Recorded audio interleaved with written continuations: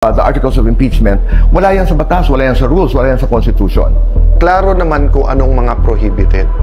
Pag walang nakalagay na prohibited dyan, plenary ang powers ng Kongreso at saka ng impeachment trial. Okay. Walang nakalagay na bawal gawin Okay. yun.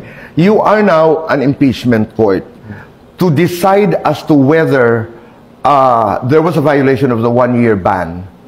Hindi ba pwede ang magdesisyon nun, ang mag-assess nun ay ang impeachment court? Pwede.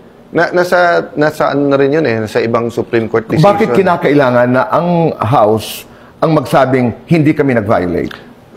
If ano Kuya Boy, kung final nila to ng December or ongoing yung court, doon namin ginawa yung assessment sa court. Kasi kaharap na namin sila, tatanungin na namin, certified copy ganito. Hindi po June 10, isang day na lang, wala. Tapos June 30, magpapalit ng 12 senador. So it was the circumstance, di ba? And as I said, Kuya Boy, hindi pag-uusapan yung return remand kung walang nag-motion to dismiss. Also, napag-usapan at marami ang nagtatanong kung you wanted to find out from the House if the complaint was constitutionally and procedurally sound.